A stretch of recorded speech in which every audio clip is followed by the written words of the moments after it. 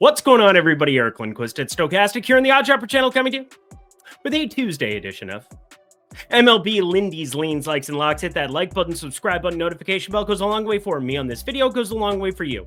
That way you become a prize whenever great content is going live here at our little neck of the YouTube woods. Already cashed that over. 9.5 was a joke there. Boston, LA, that was fantastic. Unfortunately, ended up on Fitz over 2.5. It closes at 3.5 because I thought he could get extended to 75, 80 pitches. Alex Cora then comes out and says he's going to get extended to 75, 80 pitches. The line moves to 3.5 with juice to the over. We have minus 330 closing line value on a inside of minus 150, 2.5 strikeout prop. And he goes one inning because he gets completely shelled. It's one of those like runs neutral, completely break even spots because, well, it was too good of a spot to pass up with the strikeout prop. So even on that over, end up getting a little bit burned in the premium Discord. But obviously on this video, you're probably pretty happy because that over hit easily. And we've got the Brewers currently still up on the Cincinnati Reds. They're 3-2. It was in the fifth, now in the sixth. Bottom of the sixth, they're 3-2. Hopefully they can hold on to it. But we got all of the lines out super early. That's what happens when you only have 7 MLB games on Monday. I'm going to be paying attention to a lot of home run plays coming up later in the evening. And Minnesota Athletics ended up on a super small play over 9.5. Hey, had some people actually ask me over on X because I say, hit me up. I have my DMs. You guys can hit me up there. I'll respond as fast as I humanly possibly can. If I miss it, I'm so sorry, but you ping me. I'm going to do my best to get back to you. So over 9.5, even money. Hopefully that works out for us. Minnesota Athletics, that ended up being the lean like I talked about yesterday. But we got 15 MLB games. No time to dilly-dally today because there's a ton to get to. I have 6 plays. Yes, 6 plays on the card. 9 leans that we're going to get to right in a second. Lindy 5, that's how you get into the premium Discord. But producer Jacob's ready to rock. I'm ready to roll. Let's get to the picks. And we begin our boarding walk. Let me double check. I think everything's in place. Yes, it is. There you go. Ryan McMahon home run. This is something I'm paying attention to here in Miami. Ryan McMahon actually on the, everybody's on the trade block if you have a Colorado uniform on, but Sandy Alcantara, however you want to say it, potato, he's been brutal this season. Sub 17 Ks, 17% K rate, 12.2% walk rate, but it's the hard hit, 46.7% barrel percentage, nearly 10%, and lefty power playing up on him. Ryan McMahon been buried in like the 5-6 hole pretty much religiously here. I think he moves up a little bit now with Michael Toglia gone. He's been sent back to AAA here. They end up calling up Keston Hiura, who's just a strikeout machine. I'll repeat that. Didn't strike out in his first 2 at-bats. I watched some of that beginning game for God knows what reason. Didn't end up on the Max Meyer prop, and it was a quick little hook there. That being said, Kerry Carpenter double donged. Of course he did. Thanks a lot, Kerry. I didn't end up betting that. A lot of people DM me that they did, and that makes me sad because, well, I can't even celebrate it because I didn't. Anyway, McMahon home run. I just want to point out that despite his awful numbers to start off the season, he still has a 94.5 exit velocity off the bat. That is a ridiculously high number. His exit velocity and barrel percentage, everything shows that he should have a lot more than 6 home runs. I mean, he had 20 last season in 567 at bats. So I suppose it's kind of on the same pace, but man, 208, 321, 351. I expect way better slash numbers coming up here. And if you can get on a team like the Dodgers, they could really utilize him. Obviously, you would have to maybe move positions for him because Shohei Ohtani more than likely going to be DHing, especially as he gets into the pitching situations here. And Max Muncy finally coming back to life. Houston and Pittsburgh. Oh yeah, Colorado, we have no idea who's going to be pitching for them. I think Dollander comes off of the IL, but it's not confirmed. Houston Astros, Pittsburgh money line here. I'm looking at it. Lance McCullers, Paul Skeens. You know by now, Skeens mother trucker might be looking at under 6.5 strikeouts for him against Houston, but it's a lot of righties that are showing up there, and Paul Skeens shuts those down, and I just don't know if I want to intertangle myself with under 6.5 and try to go and make that stab. And Lance McCullers is just good enough here still. Curveball especial, that's kind of been his go-to for years and years and years. And obviously last year didn't exist. So he's been awful to start off this season. But last time out against the Athletics, we saw what that upside can be. 102 pitches, 12 strikeouts, 6 innings pitched. Yeah, if he's back to normal, I don't want to back Paul Skeens at some of these numbers, even though you would think, oh, inside of minus 150, that would be an auto play, but it's really not. It's really, really not. Cubbies going up against the Washington Nationals. And on the Washington side, I do think we're going to see a lot of interest in home runs, if you will, for Kyle Tucker, Seiya Suzuki, Michael Busch, Dansby Swanson, Pete Armstrong. These are going to be too short of numbers. I saw some of the opening numbers on Kyle Tucker, and it's just like, There's nothing you can really do with that. And I'm not going to get in the business of taking some of these shorter number guys unless there is a really good reason, like square peg, square hole kind of thing. You will not see me betting a lot of inside of like plus 250, plus 300 type dudes. And looks like good hitting weather. Kind of has me interested in Cade Horton here. The Washington Nationals offense is really accelerating. James Wood, 22 years old on another planet. Dalen Lyle, I kind of like his hitting profile early, 45.5% hard hit. Been down in like the 9-hole. Luis Garcia, Nathan Lowe. You got Josh Bell starting to really kind of come to fruition. Kybert Ruiz never strikes out. I think this is a spot where Cade Horton's a little bit overvalued for an arm that really has no strikeout talent. Sub 19% strikeout. Throws a curveball, not really even like a lot. He has primarily four-seamer, sweeper. The curveball's only at like a 12% usage, changeup right around 9%. You're not going to get to those secondary pitches. He can be serviceable, but also not get swing and miss against the Nationals. I think it's totally live to happen. Phillies against Toronto, and this one is hard for me to get a grasp on what I want to do. Bowden Francis looked better, but it was Texas, and Texas has been brutality at the plate here in Arlington. 48.5% hard hit, 21-degree launch angle. He has been just a launch machine. Kyle Schwarber's my third most likely homer behind Judge and Ohtani.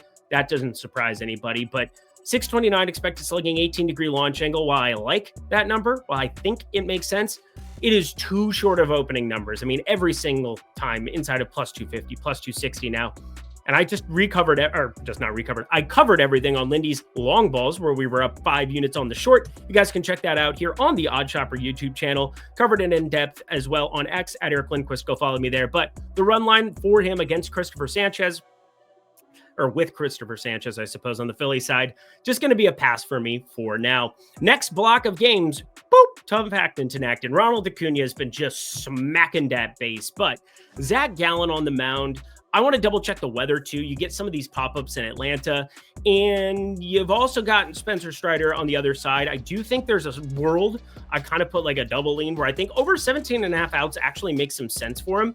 Strider's now built himself up enough where I think we're going to see him pitch further into games. Now, he struggled in the early portion of his outings, and Arizona's offense, not one you want to F around with too much, but 90 pitches, 97 pitches. I mean, we've seen some actual workload now for Spencer Strider. Only 2 games back from the IL after starting on April 16th with that 97-pitch outing. Then up to 90 his last time out. If he gets up in that 100 mark, I do think 17.5 plus money on it is something that I'm also interested in the prop market. But Acuna just smacking baseballs. That's what I was saying. 72.7% hard hit is redonkulous. 645 expected slugging. I don't expect this to continue. And Zach Gallen is still... Yeah, we're probably going to end up betting this when it's all said and done. Either that or Matt Olson. Those are the two are popping for me. Detroit taking on the White Sox. Thanks, Kerry Carpenter. Double dong that I didn't bet. I know a lot of other people did, so congratulations to them. It was my favorite play from the game. Didn't end up on anything from it. But Detroit and White Sox here.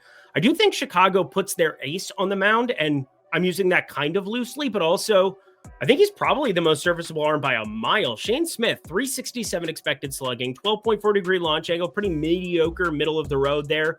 237 expected batting average, only a 5.7% barrel percentage. He's like legit actually good. Now, Detroit, there's a couple of conflicting reports on who's going to be getting the start here in this spot.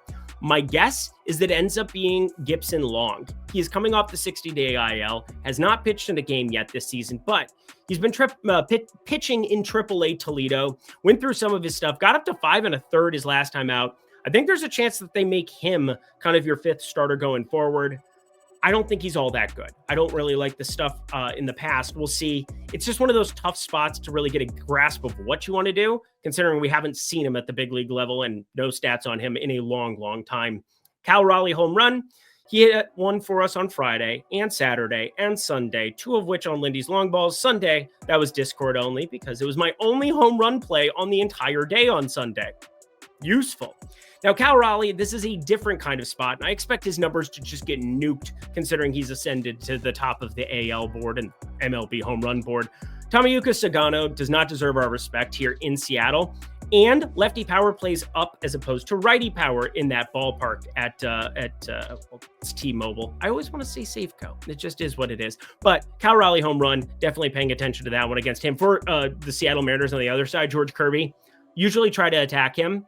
I don't know if I want to attack him in this ballpark today. San Diego, San Francisco, no home runs. I've seen those. I've seen a couple of tickets there on FanDuel. Now, this ballpark traditionally has the worst home run numbers, like the absolute worst, but Landon Rupp, he is definitely serviceable enough where I think you definitely could see a really low scoring game. In San Diego, I do think that there are a couple of conflicting reports about what they're going to roll out here on Tuesday.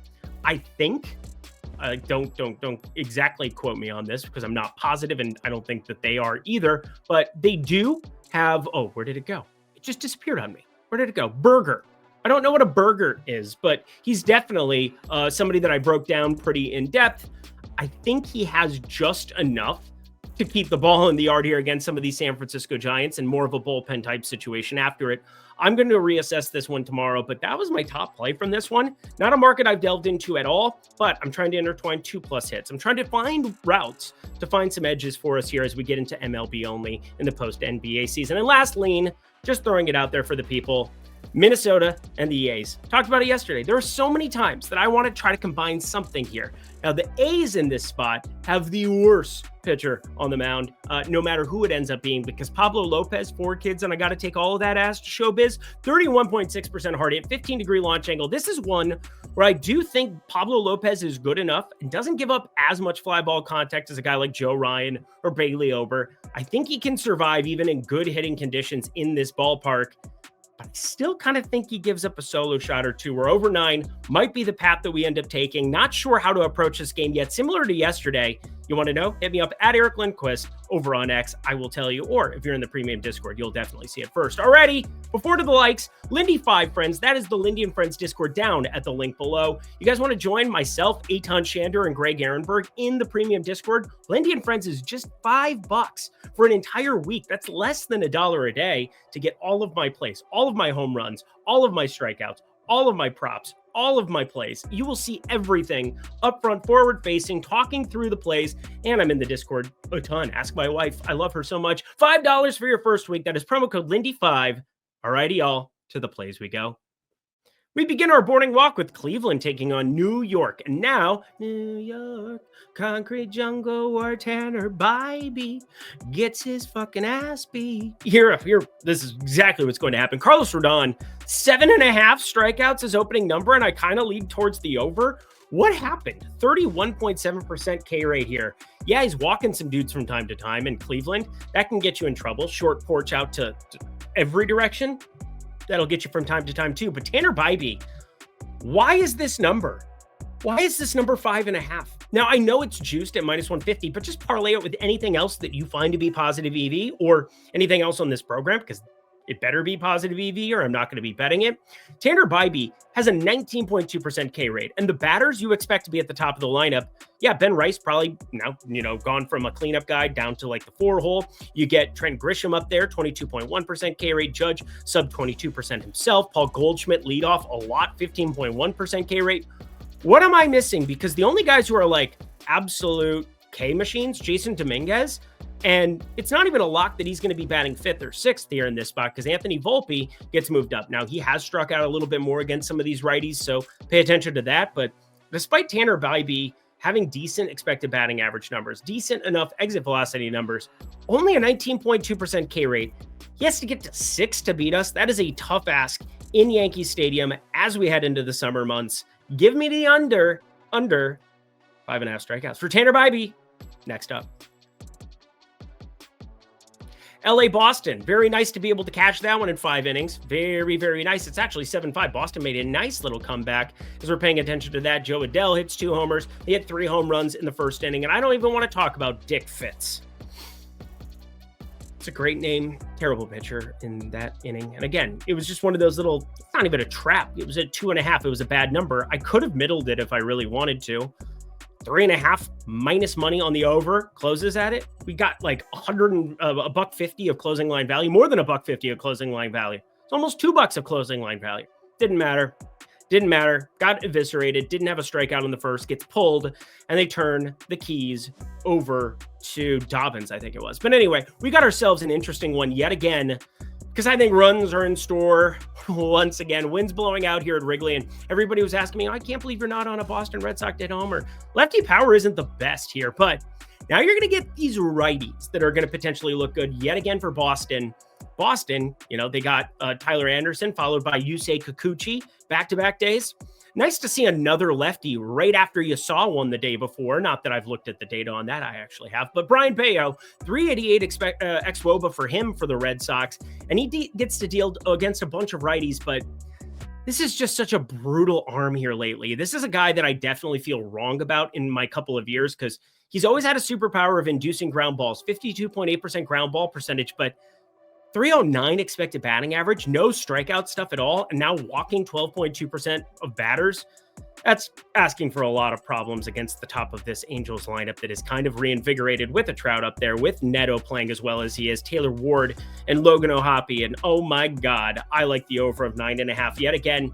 How? Oh, how did we get this at even money a second time around? I don't know, but I'm very happy about it. Over 9.5, running it back from Monday. Milwaukee, Cincy, and things change from day to day. In fact, we ended up on Milwaukee money line. Felt pretty good about that play regardless of the result. It's bottom of the 7th. I'm just going to keep tracking that as we're going along. 3-2 Milwaukee, bottom of the 7th here, 2 outs. We're getting very close to the end, and I'm about to break. I need a little round two. No, we're going to keep it going. We got Cincinnati money line this time around, and why? I get Hunter Green inside of -120. There aren't a lot of pitchers, even Freddie Peralta on the other side, that I'm not going to try to make it a thing. Now, Hunter Green is a fly ball pitcher. He has been giving up more hard contact than Freddie Peralta, and Freddie Peralta overall is just pretty good, but we're talking a road start, and his strikeout stuff is down to 24.3%. That's a pretty precipitous drop from 27.6% in 2024 and 30.9% in 2023. He has a 3.57 expected ERA, which is just elite, but we definitely have some holes where we can get to some of these lefties, whether it's, TJ Friedl continues to impress me. Ellie De La Cruz better from his left side. You got Tyler Stevenson, who, being a catching option, definitely better up there. Even Spencer Steer from the right side. Gavin Lux has been serviceable this season. I don't know what to say other than Cincinnati is undervalued now with Hunter Green versus Freddie Peralta. And I never thought I would say that. And I get it. Milwaukee, hopefully they win 4 in a row here after sweeping Phillies and then hopefully can close it out for us here on Monday. But I don't really find a lot difficult about betting Hunter Green inside of -120. It's just straightforward. And the first 5 market has this outside of that number. So I'm going to take the better bullpen in Cincinnati here as well. Again, I do expect the other shoe to drop sooner rather than later from my old friend Emilio Pagan, but so far so good this season. Also good this season, Portfolio EV Lindy 1 has a forward-facing results for you. It is the best market-based tool. If you're looking for more plays in addition to what I give you on this program or here in Tails, Portfolio EV is the way to do it. Market-based betting is basically comparing all of the sharp sports books, and we've got a great algo that is absolutely printing money for the people right now. You go down to the link, you use promo code Lindy1 for 2 free weeks, and you'll get yourself the best in NBA, MLB, WNBA, and NHL bets. Yes, we still have the NBA Finals coming up. We still have the Stanley Cup coming up. Lots of big events to be finding some bets on, and they're already starting to populate at the top of the tools. So Portfolio EV, get 2 weeks completely free. Yeah, you heard free using promo code Lindy1 at the link below. Back to the place we go. Hit that like button for me as we begin Tampa Bay hosting Texas, and Texas lineup has just been dog doo-doo. And it's Tyler Mahle on the bump for them, who's actually been, I would say, outperforming every expectation that I would have for him so far this season. 1.05 whip. Way better. I mean, only 3 starts last season, 1.42 whip, but we're talking a sub 1.65 ERA. What? Fastball run value, 99th percentile. Absolutely absurd stuff. And yet, there's somebody that I do want to target. By the way, Drew Rasmussen, even in this Tampa Bay ballpark, he's been out of control good. Out of control good the last few starts. I don't know if that continues, and obviously Corey Seager is popping in my model today, but he's not the lefty that we're going to because Brandon Lau opens at a big number, and I get it. We've seen Tyler Mahle do phenomenal things this season, but this ballpark, it cannot be emphasized enough. It is a small little dimensions. Yankee Stadium-like dimensions at Steinbrenner Field, and it is outdoor in the summer, June, when I met you in the summer. Yeah, we're going to see homers flying out of here in Sacramento like crazy, baby. Don't forget that boy told you take overs in these ballparks, but 8. I'm showing some respect to Rasmussen for what it's worth. I still want to bet Brandon Lau. I don't get this number. Plus 450 opening number at DK. Okay. I've got his fair odds closer to plus 360. So Brandon Lau, home run. I was 0 for 4 on him in the month of May. So yeah, we're due a little money. Hey, that would be back over. That would be back into the positive. So Brandon Lau, let's do it, my dude. 2 more plays, Kansas City, St. Louis, and this is a team total, so that's kind of fun. It's kind of fun. Just to touch base on the Kansas City starting pitcher, we got Michael Lorenzen going up against Andre Palante, and 281 expected batting average, 15.9% K rate. We're going to be going nuts against him. And Michael Lorenzen on the other side, that's who I was going to talk about, the Kansas City side. 447 expected slugging, 15-degree launch angle. Not the biggest fan, but some of the numbers are inflated on the St. Louis side in a way where I'm not all that interested outside of maybe a Brendan Donovan home run or total bases. I'm not really going to get to much here, but in St. Louis, we're going to start seeing that humidity, that June humidity. And this is like your little border war. I'm excited for it. And we definitely are excited about targeting Andre Palante. Now, he has crazy ground ball profile, 63.8% ground ball percentage. That is kind of nuts. Eric, why would you be looking at a home run? Well, because he's given up 9 of them. Whenever he does give fly ball contact, it leaves the freaking yard. His home run per 9 getting a little bit crazy. Now, he has pitched over 60 innings already this season, so let that be known. But 9 homers still pretty decent spot here to, I think, get to what you want, what you really, really want. And I kind of want everything from Kansas City. Everybody's popping for me. I'm going to start with the team total. Over 3.5. Let's get some runs on the board, but just be informed. There are going to be a home run or player 2 from this game because it looks like a much better hitting situation in St. Louis than we've had pretty much all season long. Welcome to the summer. Can we start seeing some balls fly? That'd be fun. Hey, we were profitable in May. I'll keep it going. And the last play, I had to verify this multiple times to Premium Discord. Do not bet the Mets on Monday. Bet them on Tuesday. Hey, we got all these lines early. You might as well take advantage. And I think we're going to get some closing line value, barring what happens with the bullpens here on Monday. So I'm going to be watching that game. Starts in a couple minutes. So let's get the heck up out of here. Tyler McGill against Clayton Kershaw. This is not your father's Clayton Kershaw. We're talking 12.8% K rate and walk rate. When those two are identical, not great. 35 batted ball events, north of a 50% hard hit. Not great again. Now, he is a southpaw, helps neutralize a little bit of Nimmo, a little bit of Brett Beatty, a little bit of Juan Soto, even though he's good against everybody. But Pete Alonso, yeah, you got to get by him. You got to get by Francisco Alvarez, who I expect positive regression for, considering a 47.3% hard hit percentage. And Francisco Lindor, kind of prefer him from the left, but again, just fine from the right here. Starling Marte back in our lives, Tyrone Taylor, and then the Dodgers on the other side. I get it, but Tyler McGill is going to get strikeouts, 30.4% K rate, and I totally understand the proclivity to want to back the Dodgers in spots like this, considering it's a righty, with Shohei Ohtani, with Freddie Freeman, with Max Muncy, but guess what? It is such a great opportunity to get plus 126 against this version of Clayton Kershaw. So I just have to do it. I believe in some of the starting pitchers that the Mets have started to revamp, whether it's McGill, maybe they'll do it with Griffin Canning here along the way, but there's a reason that they have the best ERA out of any starting pitching group in baseball right now. Kadai Senga, a big reason why, my absolute freaking dude. But Tyler McGill, really good stuff from him early this season. If he can keep the walks to a minimum, we're getting some really nice value. Plus 126, money line. Let's get the heck up out of here. And that does it with every team in play here on Tuesday's edition of MLB Lindy's Leans, Likes, and Locks. Head to the comment section below. Let me know your favorite plays that exist on the board for this lovely slate we have before us. Lindy 5, that's how you jump into Discord. Lindy 1, that's how you jump into Portfolio EV. Both those links are down at the video description box below. Check them out. Again, $5 to join the Discord, completely free for 2 weeks to check out Portfolio EV. That is a great deal, my friends. That is a great deal. Also a great deal having Jacob as my producer. Great to have him alongside me today. Just want to always say thank you to him because he is very, very helpful and useful and all those. Oh, he's flicking me out. Never mind. Fuck you too. Until next time, friends, I'm Eric Lindquist. Best of luck in the MLB streets on Tuesday. I hate you, Jacob.